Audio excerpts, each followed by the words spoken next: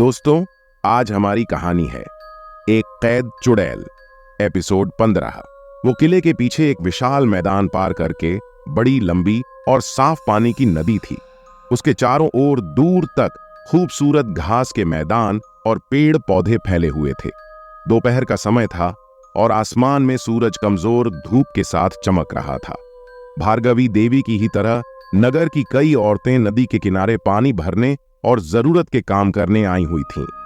उस नदी के किनारे एक बड़ा विशालकाय पेड़ था जिसकी शाखाएं दूर नदी के बीचों बीच फैली हुई थीं, और उसी पेड़ की एक शाखा में पड़े झूले में एक लड़की खुशी से झूल रही थी।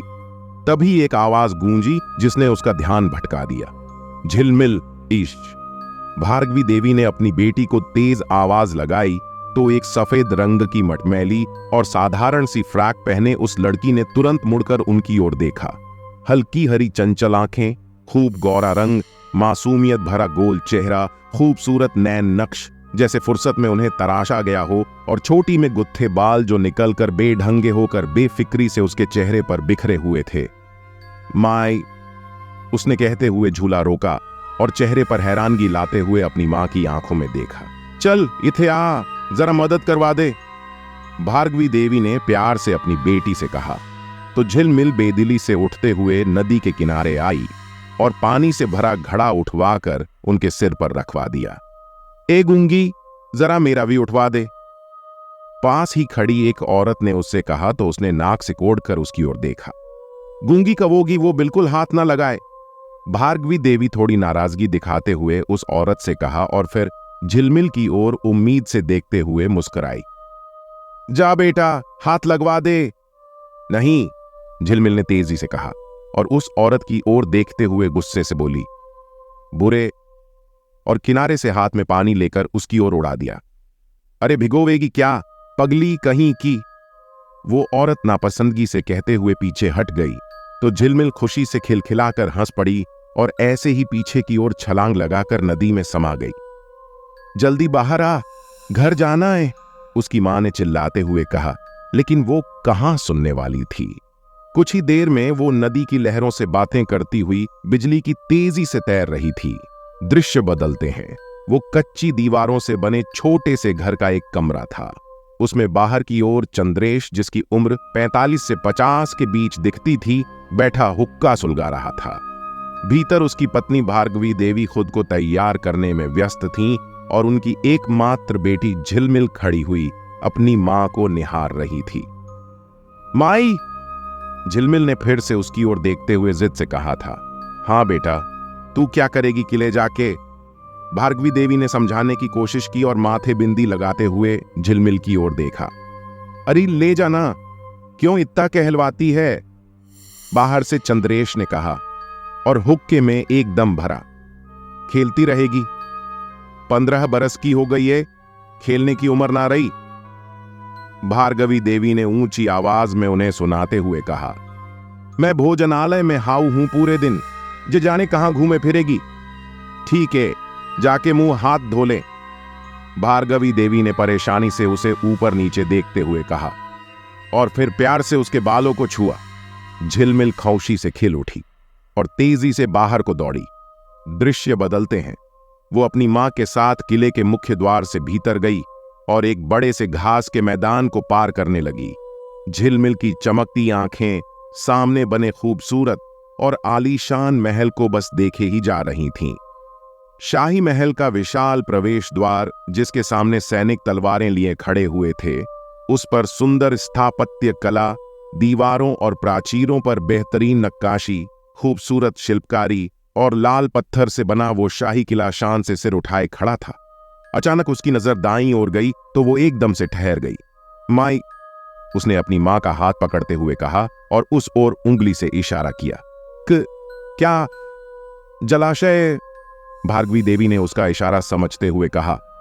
जलाशय, झिलमिल ने धीरे से शब्दों को दोहराया और उसकी ओर 2 कदम बढ़ाए। वो बड़ा शानदार जलाशय था जिसमें भरा साफ पानी हल्का नीला रंग में चमक रहा था। उसने कई पलों तक उसकी खूबसूरती को निहारा और उसमें कूदने की इच्छा को दबाते हुए मां की आंखों में देखा। इसमें स्नान करे हैं और तैरते भी है। तेरे तरियों, उसकी मां ने कहा तो आंखों में खुशी की चमक आ गई। जाऊं? झिलमिल ने खुशी से पूछा तो उन्होंने बात को समझते हुए तुरंत सिर हिला दिया। क्या तैरने? ना, डांट लगवावेगी क्या? भार्गवी देवी ने चारों ओर देखते हुए उससे कहा और खींचकर उसे अंदर ले गईं। दृश्य बदलते हैं। वो कोई और दिन था। किले में अब वो कभी कभार आती रही थी, लेकिन उसकी मां के सख्त निर्देश अनुसार वो ज्यादा इधर उधर नहीं गई थी और ना ही उसने पूरे किले में चक्कर लगाए थे। लेकिन आज उसके चंचल मन ने किले को घूमने की जिद की हुई थी। वो एक बड़े से कमरे के सामने से गुजर रही थी कि अचानक उसकी नजर खुले हुए दरवाजे से भीतर गई, जहां पर दीवार से टिकी हुई पेंटिंग रखी थी। वो ठहर गई और धीरे कदमों से अंदर चली गई। खूबसूरती जैसे उस कमरे में बिखरी पड़ी थी। फर्श पर बिछी हुई मनहगी कालीन, एक ओर पड़ा हुआ बड़ा सा बेड, दीवार पर लगे मखमली पर्दे और कीमती साजो सामान की चीजें। वो सब पर एक दौड़ती सी नजर डालते हुए उस पेंटिंग के सामने रुक गई जिसके लिए वो अंदर गई थी। वो किसी लड़की की तस्वीर थी जो उम्र में लगभग उसी के जितनी होगी। वो नजरें टिकाकर उसकी ओर देखने लगी। वो कभी उसके खूबसूरत शाही लिबास को देखती, कभी घने लंबे बालों को, कभी उन बड़ी बड़ी कत्थई आंखों को, तो कभी उसके गुलाबी होंठों पर बिखरी हल्की मुस्कान को। कौन हो तुम? पीछे से एक मीठी आवाज आई तो झिलमिल ने तेजी से मुड़कर देखा और देखते ही जैसे जाम हो गई। वो वही पेंटिंग वाली लड़की थी और हल्की मुस्कान लिए उसकी ओर सवालिया नजरों से देख रही थी। झिलमिल। झिलमिल ने अपना नाम बताया और फटी आंखों से उसे देखती रही। झिलमिल कौन? पहले तो तुम्हें कभी नहीं देखा, उसने ठंडी आवाज में कहा। किसी के साथ आई हो? माई। झिलमिल ने तुरंत जवाब दिया। माई? माई कौन? उसने भौहें सिकोड़ते हुए उसकी आंखों में देखा। अच्छा ठीक है, यहां क्या कर रही थी? कोई काम था? उसने आगे पूछा तो झिलमिल ने उसकी पेंटिंग पर उंगली रखी और फिर उसकी ओर इशारा करते हुए धीरे से बोली। सुंदर। झिलमिल ने खुशी से चहकते हुए कहा। सुंदर नहीं, बस सुरी राजकुमारी, सुरी रत्ना ने मुस्कुराते हुए कहा। अच्छा हमें बताओ, क्या तुम्हें बोलने में कठिनाई होती है? उसने पूछा तो झिलमिल ने हां में सिर हिला दिया। राजकुमारी के चेहरे पर हल्की अफसोस की लकीर दिखाई दी। वैसे सुंदरता में तुम भी कम नहीं, सुरी रत्ना ने उसकी तारीफ करते हुए कहा और उसको दीवार की ओर इशारा किया। जैसे ही झिलमिल मुड़ी वो हैरान सी रह गई। वहां छोटे दरवाजे के आकार की कोई चीज रखी थी जिसमें झिलमिल के तरह ही कपड़े पहने कोई लड़की खड़ी हुई थी। उसने हैरानी से सुरी की ओर देखा और फिर 2 कदम आगे बढ़ी तो सामने वाली लड़की भी उसकी ओर नजदीक आ गई। वो दर्पण है जो हमारी छवि दिखाता है, सुरी ने खुशी से कहा तो झिलमिल कभी उसको तो कभी दर्पण में दिखती खुद की छवि को देखती। वो खोई हुई सी दर्पण के बिल्कुल नजदीक पहुंच गई थी, जैसे खुद में डूबी हो। यूं तो उसने पहले भी नदी के किनारे पानी में अपना अक्स देखा था, लेकिन वो पहली बार अपनी हल्की हरी आंखों को देख रही थी और अपने खूबसूरत चेहरे को। दृश्य बदलते हैं। शाम होने में अभी काफी समय था। झिलमिल को महल आते जाते कई सप्ताह गुजर चुके थे और ज्यादातर लोग उसको पहचानने लगे थे। वो अक्सर दूसरे तीसरे दिन किले जाने की जिद पकड़ ही लेती थी, लेकिन वादे के मुताबिक वो अधिकतर समय अपनी मां के आसपास ही गुजराती थी। उस शाम वो महल के सामने एक और बने जलाशय के सामने से गुजर रही थी कि उसने देखा वहां राजकुमारी सुरी अन्य 2 लड़कियों के साथ जलाशय में तैर रही हैं, जबकि एक गोल हेड पहने विदेशी महिला जलाशय के किनारे पर खड़ी उनको कुछ समझाने की कोशिश में लगी हुई थी। वो ठहरी और जलाशय की ओर मुड़ गई। वो थोड़ी दूर से उनको देखने लगी। तीनों लड़कियां एक साथ जलाशय में कूदती और तेजी से सामने जाकर वापस लौट आती। फिर विदेशी महिला कुछ समझाती और फिर से वही क्रम दोहराया जाता। राजकुमारी दूसरी लड़की के बिल्कुल साथ ही तैर रही थी। वो कभी किसी चक्कर में थोड़ी आगे रहती तो कभी किसी में थोड़ी पीछे रह जाती। झिलमिल खुशी और उत्सुकता से उन्हें बस देखे ही जा रही थी और फिर एक आखिरी चक्कर लगाया गया जिसमें सुरी आगे रही। वो तीनों जलाशय से बाहर आईं और दूर खड़ी सेवक तुरंत वस्त्र लेकर उनकी ओर दौड़। वो दर्पण है जो हमारी छवि दिखाता है, सूरी ने खुशी से कहा। तो झिलमिल कभी उसको तो कभी दर्पण में दिखती खुद की छवि को देखती। वो खोई हुई सी दर्पण के बिल्कुल नजदीक पहुंच गई थी, जैसे खुद में डूबी हो। यूं तो उसने पहले भी नदी के किनारे पानी में अपना अक्स देखा था, लेकिन वो पहली बार अपनी हल्की हरी आंखों को देख रही थी और अपने खूबसूरत चेहरे को। दृश्य बदलते हैं। शाम होने में अभी काफी समय था। झिलमिल को महल आते जाते कई सप्ताह गुजर चुके थे और ज्यादातर लोग उसको पहचानने लगे थे। वो अक्सर दूसरे तीसरे दिन किले जाने की जिद पकड़ ही लेती थी, लेकिन वादे के मुताबिक वो अधिकतर समय अपनी मां के आसपास ही गुजराती थी। उस शाम वो महल के सामने एक और बने जलाशय के सामने से गुजर रही थी कि उसने देखा वहां राजकुमारी सूरी अन्य 2 लड़कियों के साथ जलाशय में तैर रही हैं, जबकि एक गोल हेड पहने विदेशी महिला जलाशय के किनारे पर खड़ी उनको कुछ समझाने की कोशिश में लगी हुई थी। वो ठहरी और जलाशय की ओर मुड़ गई। वो थोड़ी दूर से उनको देखने लगी। तीनों लड़कियां एक साथ जलाशय में कूदती और तेजी से सामने जाकर वापस लौट आती। फिर विदेशी महिला कुछ समझाती और फिर से वही क्रम दोहराया जाता। राजकुमारी दूसरी लड़की के बिल्कुल साथ ही तैर रही थी। वो कभी किसी चक्कर में थोड़ी आगे रहती तो कभी किसी में थोड़ी पीछे रह जाती। झिलमिल खुशी और उत्सुकता से उन्हें बस देखे ही जा रही थी और फिर एक आखिरी चक्कर लगाया गया जिसमें सूरी आगे रही। वो तीनों जलाशय से बाहर आईं और दूर खड़ी सेवक तुरंत वस्त्र लेकर उनकी ओर दौड़ पड़े। विदेशी महिला ने बेहद हल्की सी तालियां बजाई और कुछ शब्द कहे तो झिलमिल भी खुद को रोक ना सकी और तालियां बजाने लगी। राजकुमारी ने उसे देखा तो मुस्कुराने लगी। झिलमिल इधर आओ, उन्होंने उसे आवाज लगाई तो झिलमिल इधर उधर देखती हुई थोड़ी झिझक के साथ उनकी ओर बढ़ गई। तुम्हें पसंद आई हमारी तैराकी? सूरी ने खुशी से चहकते हुए उसकी आंखों में देखा। तैराकी? झिलमिल ने बड़ी सी मुस्कान ली कहा। हां, तैराकी। तुम्हें तैरना है? सूरी ने कहा तो पीछे से दूसरी लड़की की हल्की आवाज आई। सूरी? अचानक सूरी ने हाथ खड़ा किया तो चारों ओर खामोशी छा गई। Then go ahead. विदेशी महिला ने उसे ऊपर से नीचे तक देखते हुए खुशी से कहा तो झिलमिल ने सूरी की आंखों में देखा। जाओ, हम भी देखेंगे तुम्हें, सूरी ने कहा और अपने गिले बालों को सुखाने लगी। दूसरी लड़की बेदिली से पीछे हो गई। झिलमिल ने उस जलाशय के नीले पानी को देखा और खुशी से छलांग लगा दी। वो उनकी उम्मीद के विपरीत तेजी से सामने गई और वैसे ही वापस आई। सभी की आंखें उसे देखकर फटी सी रह गईं। विदेशी महिला ने खुले मुंह से बाकी तीनों की ओर देखा जो उलझन से उनकी ओर देखा रही थीं। वहीं रहो, एक बार हमारे साथ में, सूरी ने उसकी तेजी पर आश्चर्यचकित होते हुए कहा और बाकी दोनों को लेकर फिर से जलाशय में कूद पड़ी। और इस तरह झिलमिल की वो पहली रेस थी। सभी उस महिला के इशारे पर तेजी से तैरने लगे, लेकिन उनकी रफ्तार झिलमिल के आगे फीकी नजर आ रही थी। वो बिजली की तेजी से सामने गई और वैसे ही वापस लौटी। उसने बाकियों को कई फीट पीछे छोड़ दिया। सब जलाशय से बाहर निकली और हैरानी से उसकी ओर देखने लगी। सूरी पहले मुस्कुराई और फिर खिलखिलाकर हंस पड़ी तो बाकी सब भी हंस दिए, सिवाय उस दूसरी लड़की के जो नापसंदगी की नजरों से उसको देख रही थी। झिलमिल भी खुश दिखाई दे रही थी। Wow, you was like mermaid, विदेशी महिला ने उनके करीब आते हुए तारीफ से कहा।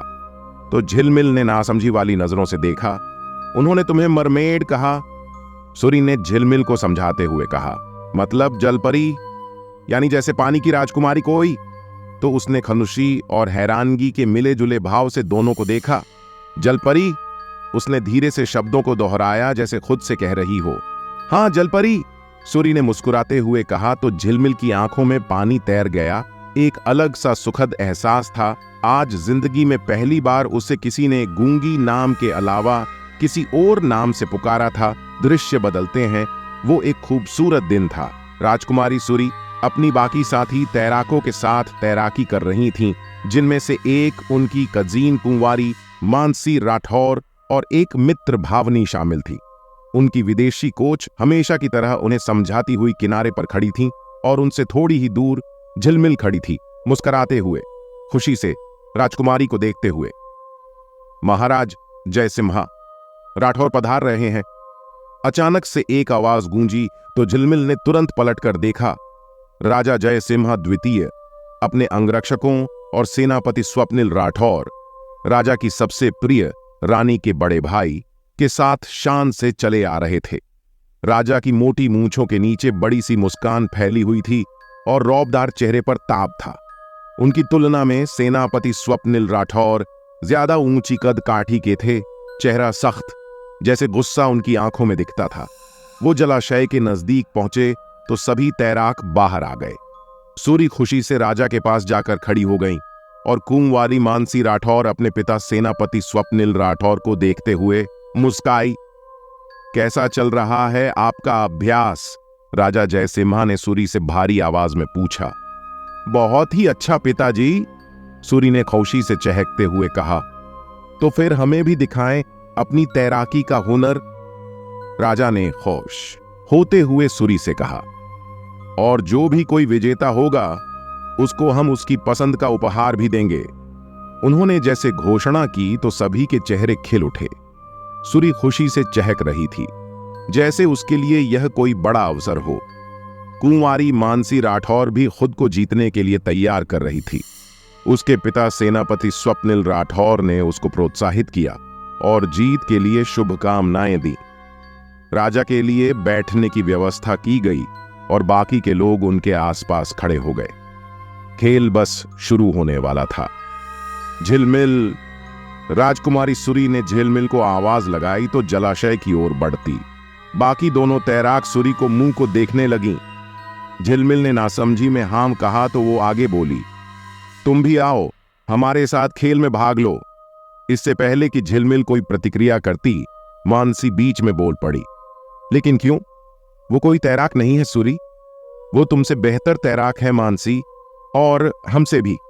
सूरी ने मुड़ते हुए उसकी ओर देखकर कहा, और उसको भी अवसर मिलना चाहिए। पर सूरी, उसका आपके साथ शामिल होना क्या उचित लगेगा? सेनापति स्वप्निल राठौर ने तेजी से कहा। उनको भी सूरी की यह बात जरा भी पसंद नहीं आई थी। उसने झिलमिल को नापसंदगी से ऊपर नीचे देखा। वो बस एक साधारण सी सेविका की पुत्री है, मित्र है वो हमारी। सूरी रत्ना ऊंची आवाज में बोली और मुड़ते हुए उनकी आंखों में देखा। और उसका अपमान हम सहन नहीं करेंगे। झिलमिल ने हैरानी से सूरी की आंखों में देखा। वो यूं ही आगे बोलती रही, और वैसे मामा जी, खेल में कोई बड़ा या छोटा नहीं होता। हमें आशा है आपको उसका खेल पसंद आएगा। उसने मामा जी शब्द को थोड़ा खींचा और अपनी बात खत्म की तो राजा उसकी बातों से गौरवान्वित होते हुए मुस्कुराए। सेनापति स्वप्निल बस दांत भींचता हुआ खड़ा रहा। उसने फिर से झिलमिल की ओर चुभती नजरों से देखा। वो साधारण सी लड़की जिसके कारण उसने अपमान महसूस किया था। आखिरकार खेल शुरू होने को था और प्रतिभागी अब 3 की जगह 4 थे। झिलमिल खुशी से उनके साथ खड़ी हुई थी। उसके लिए यह लम्हा जैसे जिंदगी के सबसे सुनहरे पलों में से एक था। उसने नजरें चुराते हुए राजकुमारी सूरी को देखा, जो तैरने के लिए खुद को तैयार कर रही थी, जो जीतने के लिए प्रतिबद्ध दिख रही थी। लेकिन झिलमिल, वो तो आंखों में आंसू लिए अपनी ही दुनिया में मग्न थी। एक तेज आवाज हुई और खेल शुरू हुआ। चारों ने तेजी से पानी में छलांग लगाई और अपनी पूरी क्षमता से तैरने लगी। चलो सूरी, तेज, राजा खुशी से बोले और खड़े होते हुए 2 कदम आगे आ गए। सभी तैराक अपनी पूरी कोशिश से तैर रहे थे। सबसे आगे मानकी थी, उसके जरा पीछे सूरी, फिर झिलमिल और अंत में भावनी। और तेज सूरी, थोड़ी और तेज, राजा खुशी से चिल्ला रहे थे। वो थोड़ा और तेज हो गई। फिर से राजा की भारी भरकम आवाज गूंजी, चलो भी, तुम जीत सकती हो। सभी ने अपनी पूरी जान झोंक दी थी और कुछ ही देर में चारों ओर तालियों की आवाज गूंज रही थी। राजकुमारी सूरी जीत चुकी थी। वो सबसे आगे थी और उसके ठीक पीछे झिलमिल, फिर मानकी और अंत में भावनी का स्थान आया था। वो बेहद खुशी से बाहर निकली और उसके पीछे झिलमिल और बाकी सब। झिलमिल मुस्कुराते हुए एक ओर हो गई। उसने देखा मानकी उसे गुस्से से घूर रही थी, लेकिन उसने नजरअंदाज किया और विजेता सूरी को देखने लगी। अत्यंत उत्तम सूरी, हमें आप पर गर्व है। राजा ने खच्च होते सूरी के गालों को छुआ तो वो खिल उठी। बताएं आपको क्या उपहार दें? तुमने हमें प्रसन्न कर दिया। धन्यवाद पिताजी, सूरी ने चहकते हुए कहा। जब चाहिए होगा तो बता देंगे, उसने हंसते हुए कहा।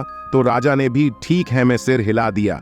सूरी ने सभी का अभिवादन स्वीकार किया और अंत में दूर खड़ी झिलमिल को देखा। उसने हल्की मुस्कान होठों पर लाते हुए उसकी आंखों में झांका तो झिलमिल ने भी अपनी मुस्कान और चौड़ी कर दी। एक पल के लिए तो उसको लगा कि जैसे सूरी को एहसास हो गया था कि वो जानबूझकर उससे पीछे रही थी। सूरी ने जो आज उसके लिए किया था वैसा आज तक कभी किसी ने नहीं किया था। वो तो उसी लम्हा जीत गई थी जब उसने सबके सामने उसको मित्र कहा था, उसका पक्ष लिया था। बस वही तो थी झिलमिल की सच्ची जीत, और सूरी सही मायनों में उसके लिए नायक थी, और अपने नायक को वो हारने कैसे दे सकती थी? बिल्कुल भी नहीं। दृश्य बदलते हैं, कहानी जारी रहेगी। दोस्तों, ये है हमारी आज की कहानी। हमारा अगला भाग बहुत जल्द आएगा। इसके लिए कृपया हमारे YouTube चैनल को सब्सक्राइब करें और लाइक और शेयर कमेंट करें। धन्यवाद।